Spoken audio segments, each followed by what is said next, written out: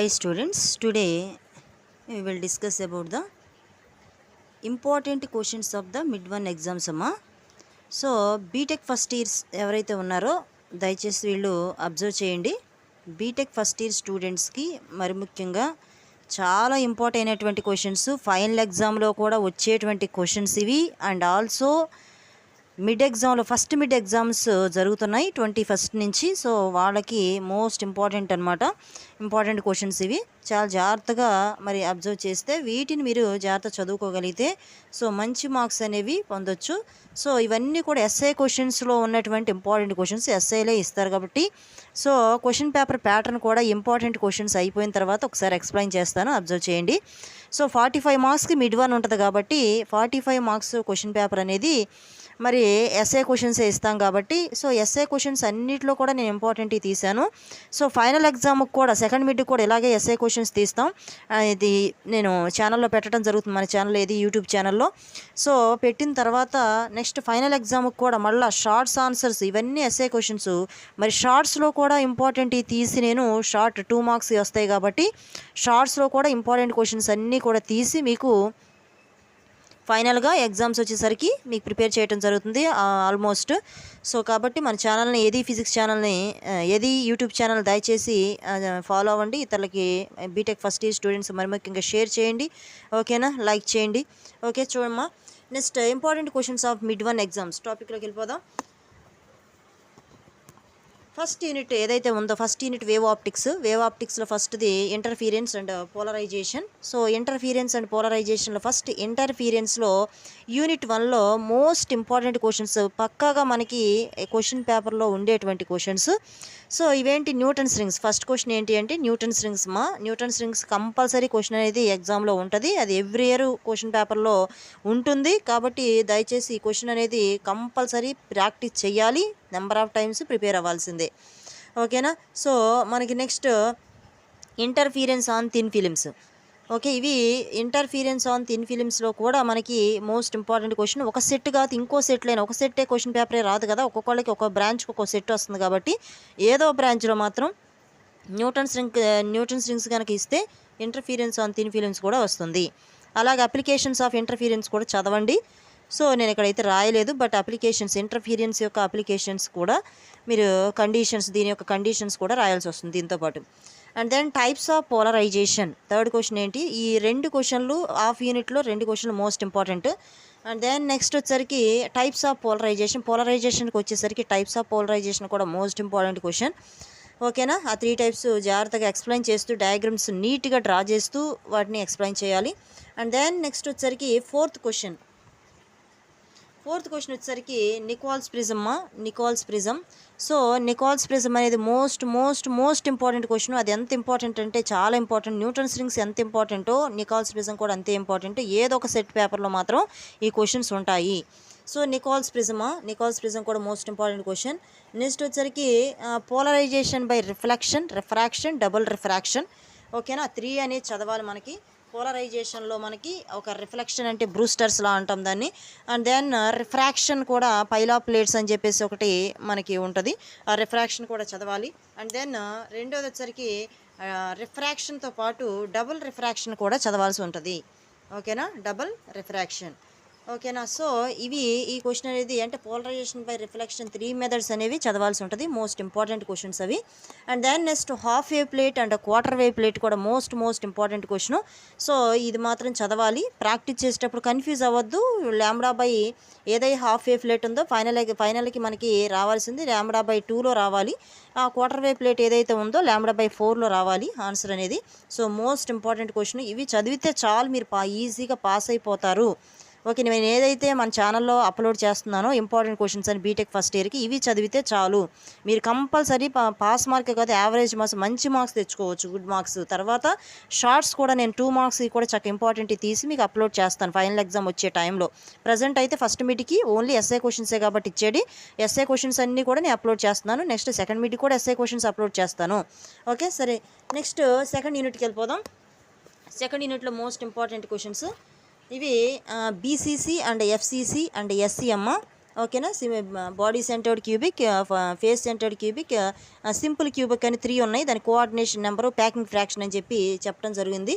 So అలాంటి questions, ఆ questions కూడా మోస్ట్ ఇంపార్టెంట్, ఆ 3 క్వశ్చన్స్ మనకి ఎస్ఐ క్వశ్చన్స్లో. అండ్ దెన్ నెక్స్ట్ వచ్చేసరికి Miller indices and Bravais lattices crystal systems అనమాట. సో మిల్లర్ ఇండిసెస్ అనేది ఒక క్వశ్చన్, అనేది most important question. And Bravais lattices అంటే 7 కోఆర్డినేట్ సిస్టమ్స్లో మనం తీసుకున్నాం కదా, 14 బ్రావియస్ లాటిసెస్ టోటల్ అని. సో ఆ question most important, 7 types of Bravais lattices. So Bragg's law అనేది ఇంపార్టెంట్ మనకి సెకండ్ యూనిట్లో. ఓకేనా. ఇవి చదువుకుంటే చాలు, ఇంకేం ఎక్కువ ఏం చదవాల్సిన అవసరం లేదు. సో ఇవి చదువుకుంటే కంపల్సరీ ఫైనల్ ఎగ్జామ్లో ఈజీగా గుడ్ మార్క్స్ తెచ్చుకోవచ్చు. ఓకే. బ్రాగ్స్లో అనేది చాలా most important. 2d sin θ = n λ అనేది. అండ్ దెన్ ఎక్స్రే డైఫ్రాక్ట్రోమీటర్ అంటే బ్రాగ్స్ ఎక్స్రే స్పెక్ట్రోమీటర్ అని ఒక డయాగ్రామ్ జాగ్రత్తగా నీట్గా డ్రా చేసి దాని యొక్క ఎక్స్ప్లెనేషన్ కొంచెం అర్థం చేసుకుని రాయగలిగితే చాలు. ఇది బ్రాగ్స్ ఎక్స్రే స్పెక్ట్రోమీటర్, దీన్ని ఎక్స్రే డైఫ్రాక్ట్రోమీటర్నే మనం బ్రాగ్స్ ఎక్స్రే స్పెక్ట్రోమీటర్ అని కూడా అంటారు. సో కాబట్టి ఇలా ఇచ్చిన క్వశ్చన్ అనేది నెక్స్ట్ వచ్చేసరికి ఈ వేలో ఇచ్చిన బ్రాగ్స్ ఎక్స్రే స్పెక్ట్రోమీటర్ అన్న, నెక్స్ట్ వచ్చేసరికి ఎక్స్రే డైఫ్రాక్ట్రోమీటర్ అన్న సేమ్ అనమాట.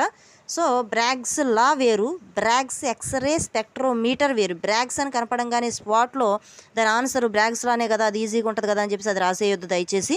బ్రాగ్స్ ఎక్స్రే స్పెక్ట్రోమీటర్ అని కంప్లీట్గా చదవండి క్వశ్చన్. ఇలా కనపడితే కనుక డయాగ్రమ్ వేసి దాని థియరీ పార్ట్ రాయాల్సి వస్తుంది, జస్ట్ అది బ్రాగ్స్లో అంటే డెరివేషన్ పార్ట్ రాయాల్సి వస్తుంది. అండ్ దెన్ నెక్స్ట్ వచ్చేసరికి లాయస్ మెథడ్. ఓకేనా. Laue's method and powder method. So అంటే సెకండ్ హాఫ్ ఏదైతే ఉందో మనకి సెకండ్ యూనిట్లో సెకండ్ హాఫ్ ఆ ఎక్స్రే డైఫ్రాక్షన్లో ఉన్నటువంటి ఎవ్రీ క్వశ్చన్ అవన్నీ ఎస్ఐ క్వశ్చన్స్, వాటిలో కంపల్సరీ క్వశ్చన్స్ వస్తాయి. సో మనకి ఇచ్చినటువంటి 1, 2, 3, 4 ఈ 4 క్వశ్చన్స్ దేంట్లో ఈ మనకి అంటే ఎక్స్రే డైఫ్రాక్షన్లో క్వశ్చన్స్ ఇవి. ఓకేనా. ఈ 4 క్వశ్చన్లు చదువుకుంటే కంపల్సరీ దీంట్లో క్వశ్చన్ అయితే ఉంటుంది. ఆ పైన ఉన్నటువంటి బీసీసీ, ఎఫ్సీసీ, ఎస్సీ ఆ ప్యాకింగ్ ఫ్రాక్షన్ అవి కనుక్కోవడం, మిల్లర్ ఇండిసెస్, బ్రావియస్ లాటిసెస్ ఈ 3 క్వశ్చన్స్ చదివితే మనకు ఒక క్వశ్చన్ వస్తుంది. సో కాబట్టి ఇవి మాత్రం చదవాల్సిందే కంపల్సరీ. ఎన్ని క్వశ్చన్స్ టోటల్ అంటే 12 క్వశ్చన్స్. మనకి ఎన్ని క్వశ్చన్స్ వచ్చినాయి మొత్తం?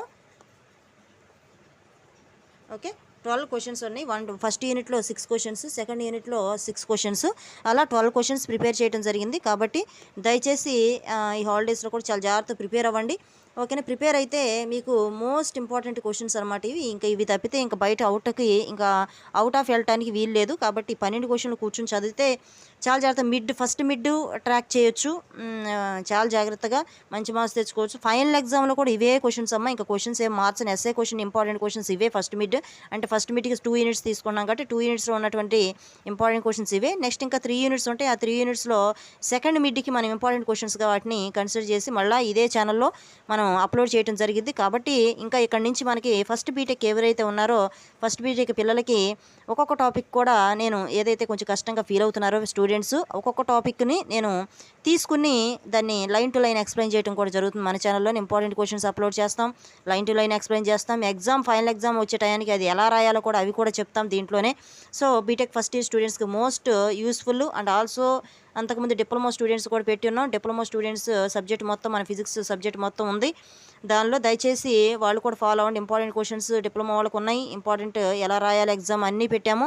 డిప్లొమా వాళ్ళకి యూజ్ ఇది, అలాగే ఫస్ట్ బీటెక్ కూడా ఇవి యూజ్. ఈ ఛానల్ అనేది దయచేసి సబ్స్క్రైబ్ చేసుకుని ఇతరులు షేర్ చేయండి, వాళ్ళు కూడా బెనిఫిట్ పొందుతారు. సో ఫస్ట్ బీటెక్లో ఫస్ట్ మిడ్ ఎగ్జామ్కి ఉన్నటువంటి ఇంపార్టెంట్ క్వశ్చన్స్ అయితే ఇవి. అండ్ దెన్ నెక్స్ట్ వచ్చరికి అసలు ఫస్ట్ బీటెక్లో ఫిజిక్స్లో ఇవి ఫిజిక్స్ క్వశ్చన్స్. ఫస్ట్ మిడ్లో ఫిజిక్స్ క్వశ్చన్స్ ఇవి ఇంపార్టెంట్. ఫస్ట్ మిడ్లో ఫిజిక్స్లో అసలు question paper final exam question paper ఎలా ఉంటుంది, ఎన్ని మార్క్స్ ఉంటాయి అనేది ఒకసారి చూద్దాం. ఓకేనా. సో ఫస్ట్ బీటెక్కి question paper final exam question paper అయితే జాగ్రత్తగా అబ్జర్వ్ చేయండి. ఫైనల్ ఎగ్జామ్ క్వశ్చన్ పేపరు మనకి పార్ట్ ఏలో వచ్చేసరికి part A 10x2 2 marks questions, ఎటువంటి చాయిస్ ఉండవు. ఓకేనా. 10 క్వశ్చన్స్ ఇస్తే 10 questions, each question carries 2 marks. So 10x2 20 marks. And then part బీలో వచ్చేసరికి 8 క్వశ్చన్స్ ఇస్తాడు. 8 క్వశ్చన్స్లో మనం 5 రాయాల్సి వస్తుంది. Okay. 5x10 50 marks. So total 70 marks. ఇది. థియరీ మార్క్స్ ఇవి. మనం ఇక్కడ నుంచి ఇంటర్నల్ ఏదైతే ఇంటర్నల్ ఉంటుందో, ఇప్పుడు మిడ్ ఎగ్జామ్స్ పెడుతున్నాం కదా, మిడ్ ఎగ్జామ్స్కి 45 మార్క్స్ పెడుతున్నాం. Mid exam 45 marks. Mid exam 45 మార్క్స్లో మనకి ఇవి ఎలా డివైడ్ చేస్తారంటే 45 డివైడెడ్ బై 3 వేస్తారు మనకి పంపించేటప్పటికి.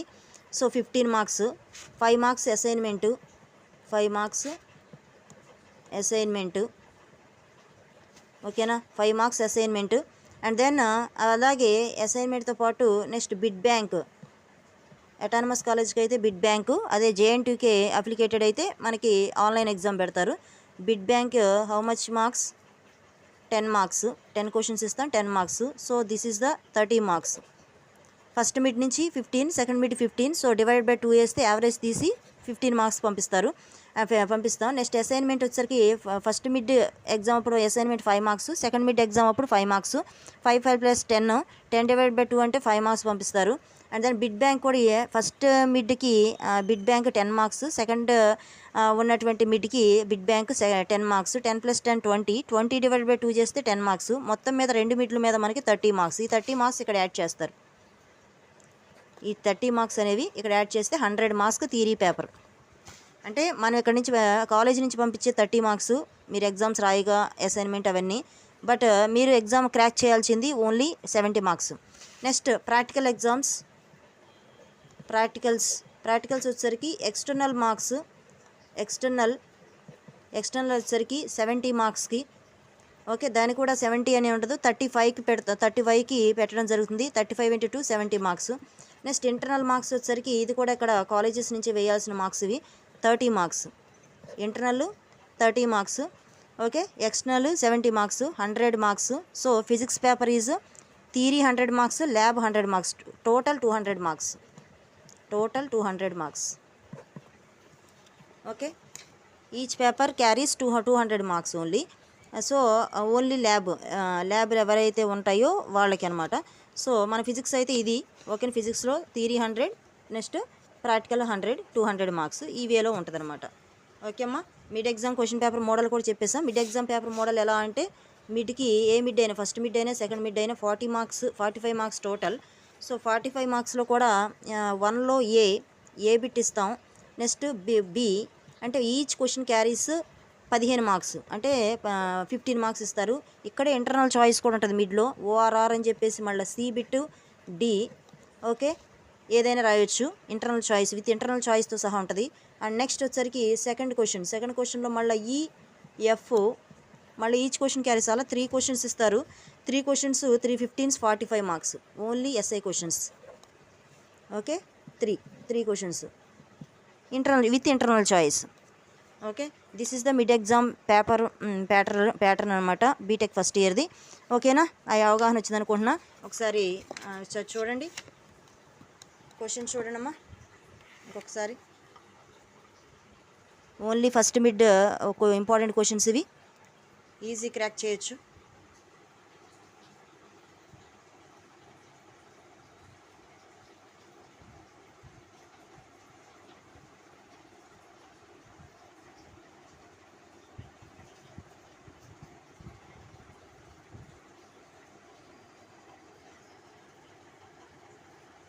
Okay,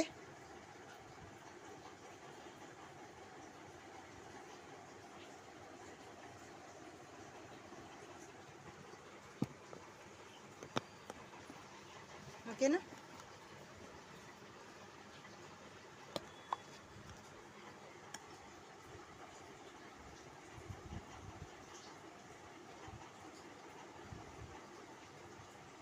okay, these are the important questions of first mid exam. Okay, take care. Thank you one and all.